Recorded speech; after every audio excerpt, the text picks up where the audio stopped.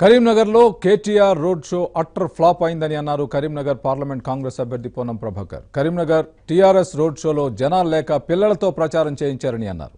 హైదరాబాద్ సభకు కూడా జనాలు లేకే కేసీఆర్ రద్దు చేసుకున్నారని విమర్శించారు. కులాల పేరుతో రాజకీయాలు చేస్తున్న కేటీఆర్ తిరిగి తనను విమర్శించడమేంటని పొన్నం ప్రశ్నించారు.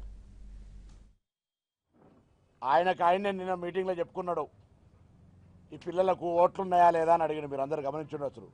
అడిగిండా అంటే ఓటున్న పిల్లల్ని లేని పిల్లల్ని కూడా తీసుకొచ్చి ప్రచారానికి చేసుకునేటువంటి పరిస్థితుల్లో టీఆర్ఎస్ దిగజారింది అనే మాట సందర్భంగా మనం చేస్తా ఉన్నా.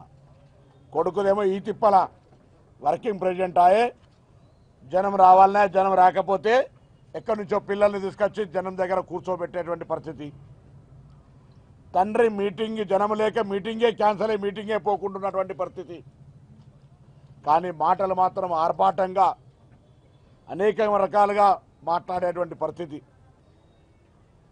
నేను ఎక్కడన్నా ఏదైనా కులపరమైన సమావేశం పెట్టినా ఇప్పటి వరకు రోజు కులాల ఆత్మీయ సదస్సులు, ఆత్మీయ సమావేశాలు ఏ పార్టీ పెడుతుంది?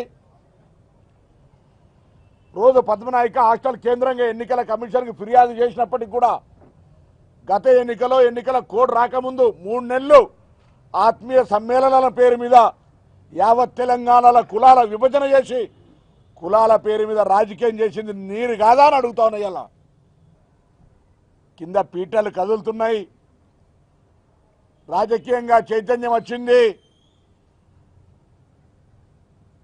కులాల సమావేశాలు పెట్టుకొని వాళ్ళను మీరే జాగృత పరుస్తూ ఉన్నారు అనేటువంటి సందర్భంగా ముఖం భయంలో కనబడే విధంగా నీ యొక్క మాట ఉంది అని మన సందర్భంగా మనం చేస్తా ఉన్నాం. మొట్టమొదటి పార్లమెంటు రివ్యూ కరీంనగర్లో ఎందుకు జరిగింది?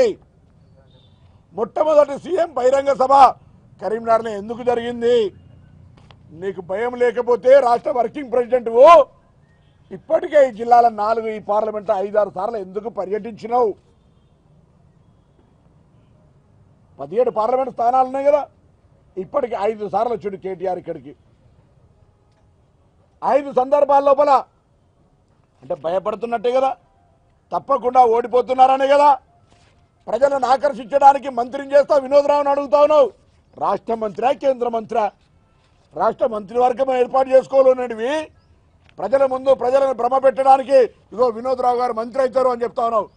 ఏ పార్టీ నుంచినైనా కేంద్రంలో ఏర్పడే ప్రభుత్వం కాంగ్రెస్ దన్న అవుతుంది, భారతీయ జనతా పార్టీ దన్న అవుతుంది. మంత్రి ఏ పార్టీలా? కాంగ్రెస్ పార్టీ నుంచా లేకపోతే భారతీయ జనతా పార్టీ నుంచా? ఇది కూడా చెప్పాల్సిన అవసరం ఉంది.